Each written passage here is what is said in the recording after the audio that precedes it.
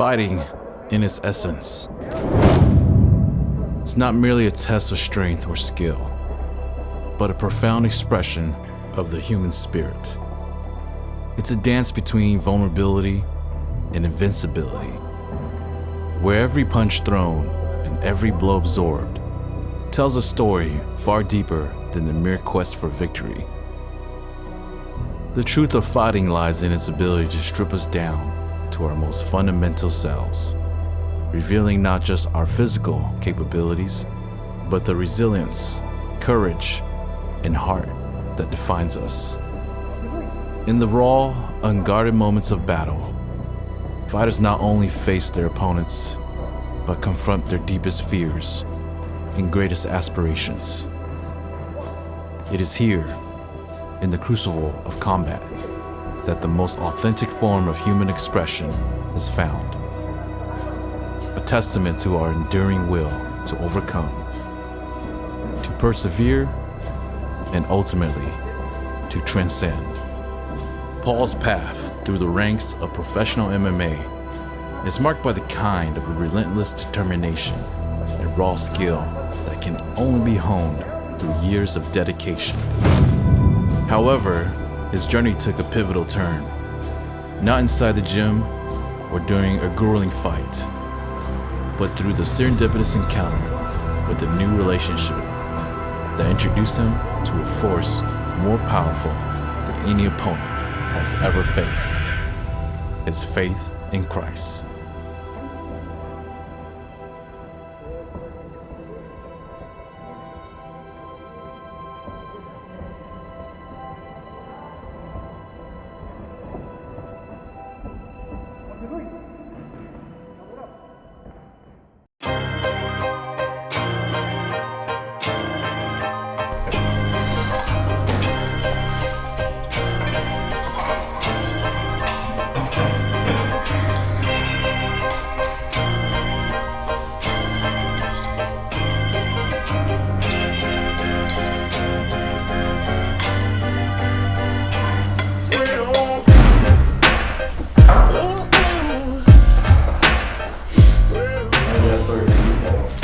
I had my cousin coming in right after I was training Nana, and my uncle seen me training with her, and I walk up to them with my aunt, and the first thing I said was, "She's gonna be mine one day."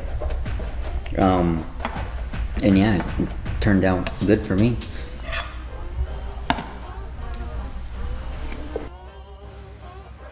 I'm very impressed of the willing spirit he has for go back to the cage and just show himself how amazing he is with everything he does. And he can also be a testimony for everyone out there that they don't need to fight in cage with anger. You have to have just faith and hard work. And he's the hardest working man I ever met. Spiritually changing, I can go back for a different reason. I can go back and take Christ in there with me without that fear of being the person I used to be, because I have him by my side, and it's like, oh, I can do that, I can do that. For this testimony, I can use this glory and stage for a different reason. I could do it for him, the one who showed me, the one who gave me this beautiful woman, who showed me even more. And I've prayed for this woman. I prayed for someone like her to show me, well, what's anything different that I've been missing? I don't think I'm missing anything, you know. But sure enough, if you prayed someone like him also. If you pray for it and you do it right, he will answer. You pray, you wait, and right timing, everything will work out. And one thing I must say is, it's not easy. It's not easy to change me. But if it's for the good, I understand at the end of the day it's going to benefit me. It's going to benefit my future. And the word of Christ, I finally got it broken down to me in a person, which is her. I give her the credit, and it's amazing. It's amazing.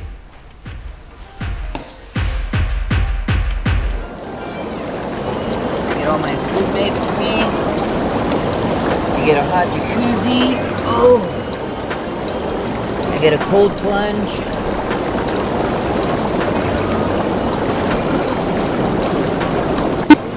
ask, I get all this stuff here, what do you want from me? And it's like, this is all the stuff I needed to perform my best on the highest level of MMA. And I'm like, man, I have it, and I gotta do it. Alright, I'm gonna do it. Let's do it. And now we're here. We're about 3 weeks away from the fight. I feel great. Mentally, I feel great. Physically, I feel great. And the one thing I never have spiritually, I'm on another level. Whether I win or lose, I'll still be okay. But that's gonna make me fight even harder.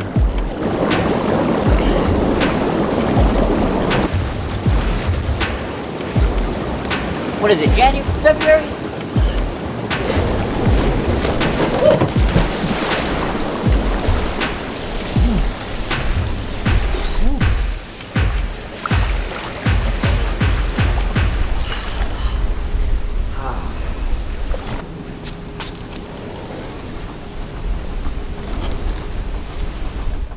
Alright, my name is Steve Mejia. I'm training with Paul, who for his upcoming fight.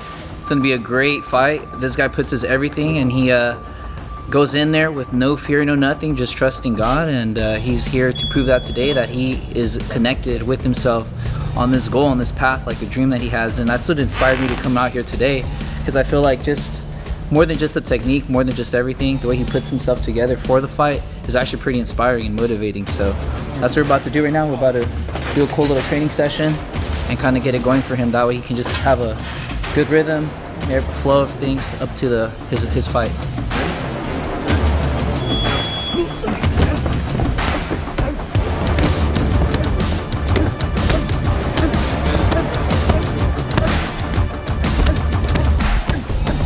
Nice. Good.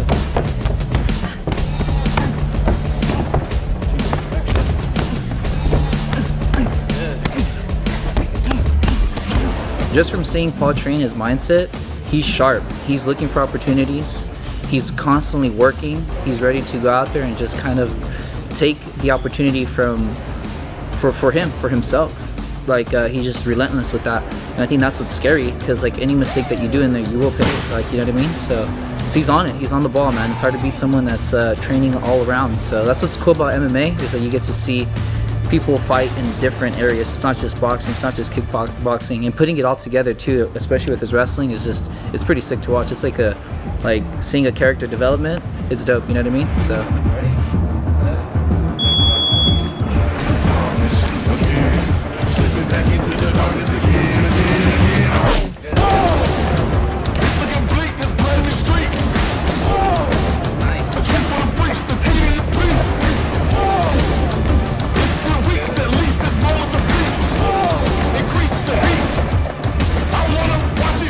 his state of mind, especially after everything he's gone through, and I think one of the main things for him was restoring his faith with God. I think that really put him together, and like, hey, you know what?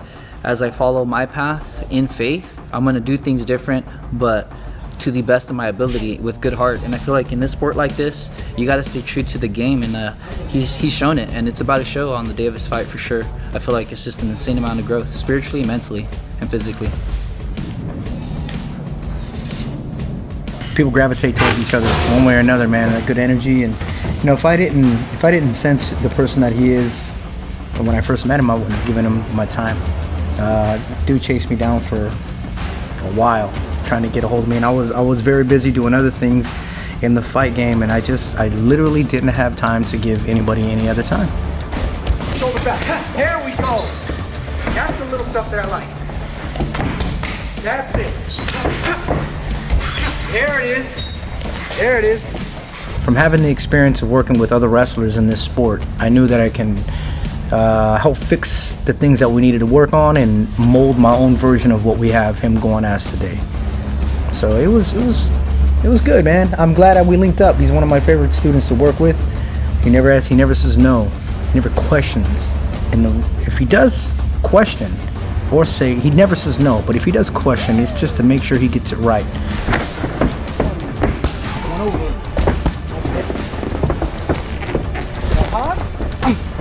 High, jab low. Good. 1, 2. Today we're going to be working on some boxing for MMA, not just regular boxing.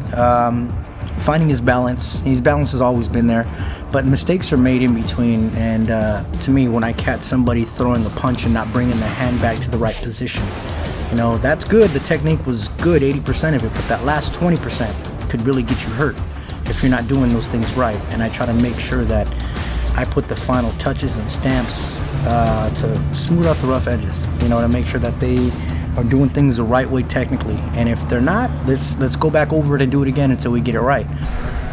Keep that same pressure. Pressure's always great, but as soon as you see him, starting to march forward and you're not ready to do something, pop a feint, step around, find your angle to where you're comfortable. Yeah. Maybe that hard jab too, huh? Yeah. Right down the center. Right down the center. Change your head level. Watch out for the knees coming through the center when you do. Yeah. But as long as you're aware of whatever's coming around you. As wrestlers, I think wrestlers have such a high level of competitiveness. Some of the guys that I've worked with over the years, man, they're wrestlers. They don't like losing, tying their shoes compared to, like if you're having a shoe race, tie your shoe quicker, and he falls along that bracket, so, just making sure that we do everything the right way so things go right, because it's so dangerous.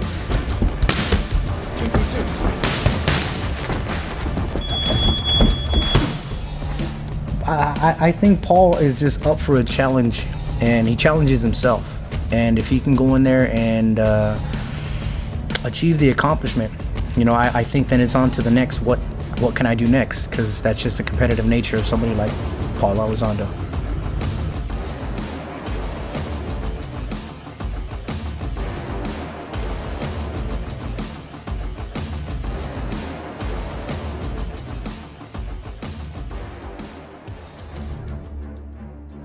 Man, everyone knows Paul. He's a big personality. They know how he fights.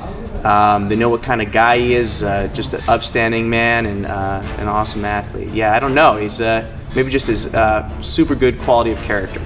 Many falling off that fine line that I'm treading. I risk anything to be great, and I'm not letting nobody rob me of my victory. Number one, that's what I'm meant to be. When by any means, only thing that makes sense to me, I can make nice or make history. Paul's a competitor. He's a competitive guy. He wants to win. He wants to make himself a better person. I don't think he could wake up in the morning without something to push for and strive for. I got that dog in me, yeah. I'm talking all bite, no bark. I could rip your squad apart. I got that dog in me. So what's up? I'm here to support Paul's growth, man. I think he's an awesome guy. He's my personal friend. He makes me a better person when I roll with him.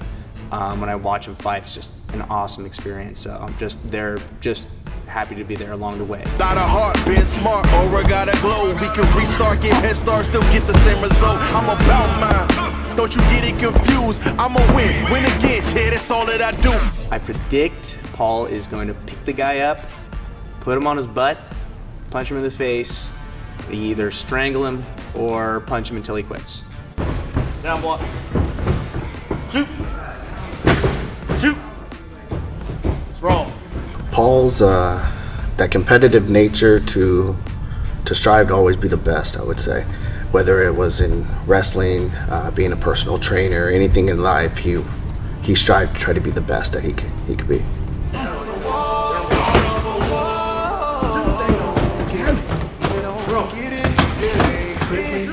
As much years that he has with wrestling and that I know, more of it's the mentality of it, the reminders of the little things of, hey, you're doing this good, you're doing this good, try this.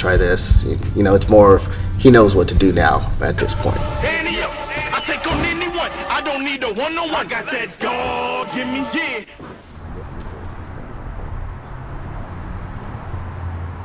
My number 3, my double, my cutout, and then my double leg. And then I get the rib. He started off when he was 5 years old, 4.5, 5. His two uncles, Johnny and Robert, they were in freestyle wrestling, and they told me, hey, just put him in wrestling. So we did it, and, he was good at it, and he was number one of doing what he wanted to do. He didn't slack off. I was hard on him on getting him going. He did real good, remember when we used to move the furniture in the living room and wrestle, and you know, I used to be able to take him down, and he used to tell me the new moves that he made, that he comes up with, and he'll close his eyes, and I'll be on top of him, and then next you know, he's tapping me out, you know. Yeah, he's, I'm proud of him. I want to say, like, when he was training hard, you know, he was, he didn't stop. He just kept going, you know. He'll be in the garage, and he'll have a punching bag, and he's picking it up, slamming it down, and I'll go in the garage, I'll look in it, and he'll look at me, and he'll go, "One day, Dad, one day." And I'll be like, "Yep, one day." Yep. There was another time right there, we live off of Ashton and Marks. He was cutting weight. He ran from Marks all the way down Ashton and Marks. He ran all the way down to, what was that, Herndon. Back and forwards, back and forwards. All his friends were meeting him at the other end on Herndon because they couldn't make it back, and this guy would not stop. He would just keep going and going and going and going. So I know if he wants it, like this fight coming up, I know he wants it. I know he does. The way he is, how he trains with these little kids, how he trains. If you can get up in the morning and have a class in the morning, then have a class with the kids, and then come and do your own training, you want it. You're gonna get it. You're gonna do what you want. When you see guys like that come up and they're doing good, and you know they do good for themselves, you know, it makes the parent feel proud, you know. You don't know I have a fight coming up, and if you guys can make it, that will be cool. But I want to give you guys the fight shirts. So I have these for us. A toy. I have some shirts for us guys. So I have youth large, youth small, and some medium ones. You guys train really, really hard here. Okay? Even when you go to school, you guys are some of the hardest working kids. But that doesn't mean you abuse it. You be humble. You be nice to those kids, all right? Don't go double-legging people to the floor, anything like that. I have some shirts for us. So on the count of 3, once we clap, we're going to come and get our sizes. 1, 2, 3. Good. Let's get them. So that's not going to be it. Okay, let's go large. Let me see if that one fits you. Is that going to be too small for you or what? Yeah, try one. And then I got a small for you. I think this guy will be for you right here. Try that one on and see. Let me know how that fits. And then we have these ones and these ones. Aha, these ones. Everybody wave to the camera on 3. 1, 2, 3. Gone are the days when Paul stepped into the ring, fueled by the fighter's ego, where victory was a testament to his strength alone. Today, he fights with God first. A shift that has not only changed his approach to combat, but has redefined the very essence of his strength. This transformation has imbued him with a deeper sense of purpose, a calm in the midst of the storm, and a clarity that guides his every move. With God as his cornerstone, Paul is not just a fighter. He's a testament to the power of faith, resilience, and the unbreakable human spirit. You're a rock star, Paul. Proud to be there, happy to be there, and I'm rooting for you all the way. Go out there, bud, and have fun, do your thing. We're all going to be out there supporting you, loving you, and it's going to be fun watching you. He's a real, true character of the man, and the way he does everything is just, I just admire. The main thing that I really appreciate in him is learning, that he loves to learn, and I think that's what brought us together, for he's willing to learn and grow.